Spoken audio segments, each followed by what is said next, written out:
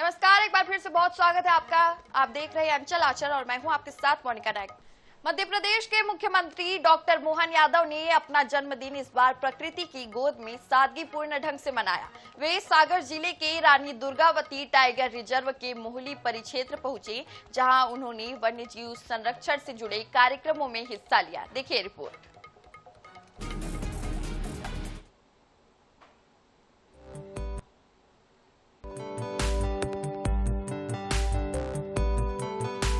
नौरादेही पहुंचने पर मुख्यमंत्री का आत्मीय स्वागत किया गया। इस दौरान उन्होंने छोटी बच्चियों के साथ जन्मदिन मनाया।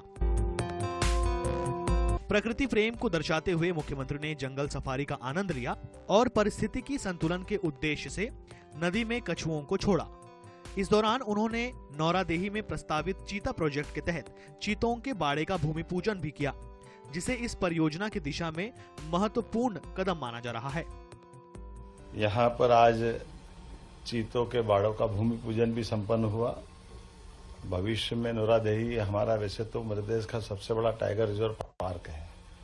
सतपुड़ा, कान्हा, पेंच, इन सब से इसकी सीमाएं भी मिलती है और विविध प्रकार की प्रजातियों के लिए सबसे अनुकूल माहौल कहीं अगर है तो इस नौरादेही टाइगर रिजर्व पार्क में है। ऐसे में यहाँ चीतों की पुनर्वसाहट की योजना का तीसरा ये हमारा नया बसेरा बनेगा। इसी के साथ साथ आज जैव विविधता के संरक्षण और संवर्धन की दिशा में एक ऐतिहासिक कदम उठाते हुए नदियों के अंदर से जैसे कछुए उसकी पानी की शोभा होती है, हमारे अपने कछुआ संरक्षण केंद्र के माध्यम से चंबल के और भोपाल से हमने लगभग 14 कछुए यहाँ छोड़े हैं। और जिस प्रकार का समय चल रहा है मध्य प्रदेश में, इसी भाव के आधार पर कि जीव दया के संकल्प की पूर्ति भी होती है, हमको भी अच्छा लगता है और प्रकृति की देन है। जंगल की खूबसूरती जंगल के जानवरों से होती है। ऐसे में थलचर, नभचर, जलचर सभी क्षेत्रों में हमारी सरकार बराबरी से काम कर रही है। अपने दौरे के दौरान मुख्यमंत्री एक किसान के घर पर भी पहुंचे, साथ ही गौमाता को चारा खिलाकर जीवों के प्रति संवेदनशीलता का संदेश दिया।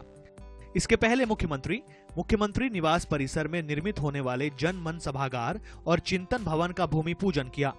साथ ही 1100 कन्याओं के पूजन तथा कन्या भोज का भी आयोजन किया गया। Bureau report, INH news, Bhopal.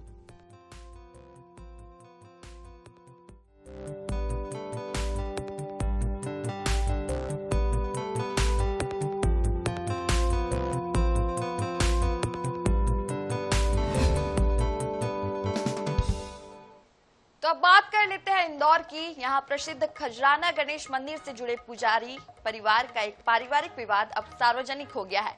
पुजारी पुनीत भट्ट की पत्नी इंदिरा भट्ट ने पति और ससुराल पक्ष पर दहेज प्रताड़ना, मानसिक और शारीरिक उत्पीड़न सहित कई गंभीर आरोप लगाए हैं। पीड़िता ने पुलिस आयुक्त कार्यालय में शिकायत दर्ज कराते हुए न्याय की गुहार लगाई है। देखिए रिपोर्ट।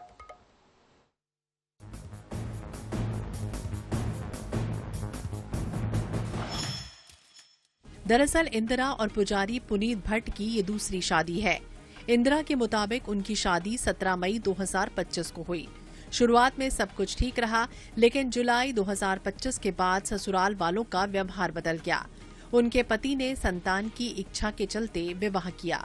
पीड़िता का आरोप है कि पति समेत सास, ननद, नंदोई और देवर ने मिलकर दहेज के लिए दबाव बनाया। मायके से 1 करोड़ रुपए और फॉर्च्यूनर कार लाने की मांग की गई।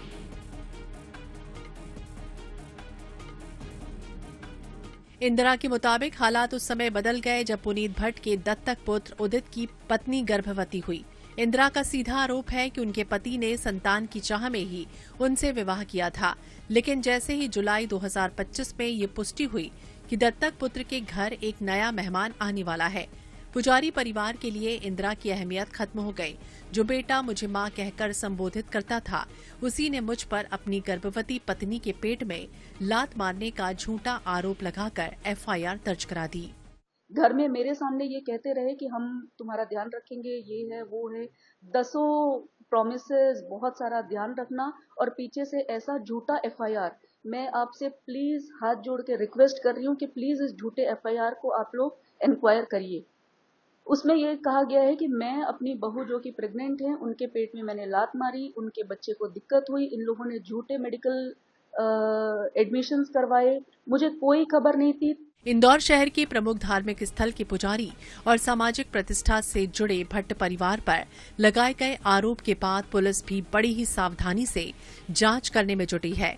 खजराना थाना क्षेत्र के एसीपी और जांच अधिकारी कुंदन मंडलोई ने आवेदन में 1 करोड़ और फॉर्च्यूनर कार सहित मारपीट और घर से निकालने की बात कही।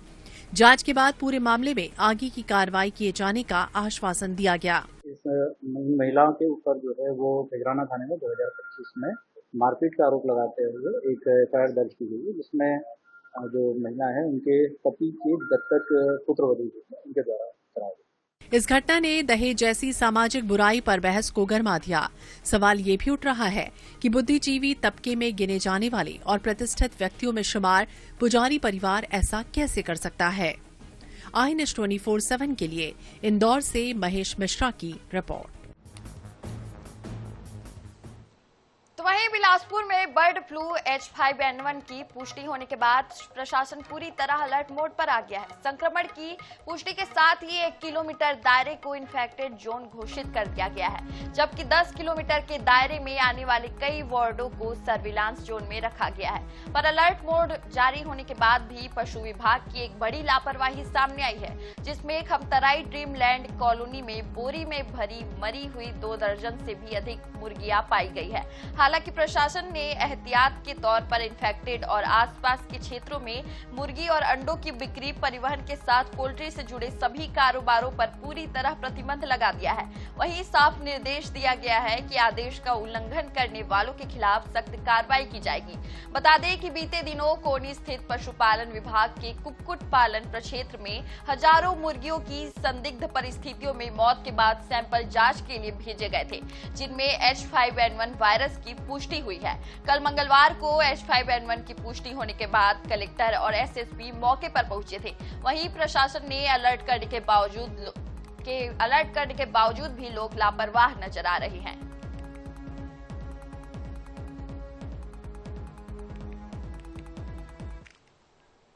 कोनी स्थित कुक्कुट परिपालन परिक्षेत्र में हजारों मुर्गियों की मौत के बाद में प्रशासन पूरी तरह से अलर्ट मोड में आ गया है। पूरे शहर में अलर्ट मोड जारी कर दिया गया है। साथ साथ जो सर्विलांस 10 किलोमीटर के भीतर में जारी किया गया है। हमारे साथ यहाँ पर डॉक्टर पिल्ले हैं, उनसे बात करेंगे। सर, ये बताएंगे कि यहाँ पर जो हजारों मुर्गियों की मौत हुई है, H5N1 की पुष्टि हुई है, किस तरीके से आप लोग अलर्ट मोड में आए?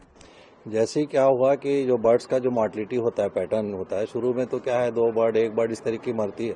इसमें क्या मृत्यु दर की संख्या एकदम से बढ़ती है, तो एकाएक जब मृत्यु दर बढ़ने लगा तो हम लोग को अंदेशा हुआ कि किसी प्रकार की ऐसी, हम लोगों ने पूरा जो अपना प्रयास था, जो भी इलाज कर सकते थे, जो नॉर्मल लक्षणों के रहते वो इलाज किया, लेकिन उसके बावजूद भी किसी प्रकार का वो नहीं आ रहा था। तो हमको तत्काल जो है संचालक को जो हमारा उसको सूचना देना पड़ता है, और फिर जो हमारा भारत शासन का जो एक निषाद करके लेबोरेटरी भोपाल में, वही पूरे एशिया के अंतर्गत एकमात्र लैब है जहां पे ब्लड स्पूल का सैंपल भेजने से पुष्टिकरण होता है। डॉक्टर राम, आप बताएंगे कि जिस तरीके से जो मुर्गियों में फैला है, तो क्या मुर्गी का जो व्यापार है वो काफी और उसमें दिक्कत आएगा, या अंडे की जो बिक्री हो रही है उसको रोक दिया गया है? हाँ, तत्काल रोकने का ऑर्डर आ चुके हैं। ऊपर से कलेक्टर महोदय से भी आदेश हमको मिल चुका है कि जितनी भी दुकानें हैं 10 किलोमीटर के रेडियस में सबको बंद करनी है। और क्या होता है, जैसे मुर्गी इन्फेक्टेड है तो उसके अंडे भी इन्फेक्टेड रहेंगे, इसलिए सबको एहतियात बरतना चाहिए कि बीमारी न फैले, इसलिए अंडा और मुर्गी दोनों का जो विक्रय है बंद किया जा रहा है। विक्रय को तो बंद कर दिया गया है जब अभी पुष्टि हो गई है, लेकिन इससे पहले जो सप्लाई हो चुका है पूरे मार्केट में, जो अंडा है और मुर्गी है, उसके लिए क्या किया जा रहा है? देखिए, अभी तो एपिसेंटर इसी माना जा रहा है पोल्ट्री फार्म को हमारे, तो इसके एरिया के आसपास के जितने हैं वो तो इन्फेक्टेड, तो सब वहाँ कलिंग किए जा रही है, और जितने दूर दूर के हैं उनमें चांसेस कम है, फिर भी सर्वेलेंस के लिए रखा गया है। तो वहाँ जितने जल्दी हो सकता है सबको देख रहे को मृत्यु दर हो रही कि नहीं, उसको कन्फर्म करने के बाद ही सबका कार्रवाई की जा रही है। तो देख सकते हैं यहाँ पर पशु चिकित्सा अधिकारी और यहाँ पर ज्वाइंट डायरेक्टर साहब साफ तौर पर ये बता रहे हैं कि इन्फेक्टेड जोन 1 किलोमीटर तक घोषित किया गया है। साथ साथ 10 किलोमीटर का दायरा जो है उसको सर्विलांस जोन में रखा गया है। कैमरा पर्सन आशीष श्रीवास्तव के साथ पंकज गुप्ते, INS न्यूज बिलासपुर।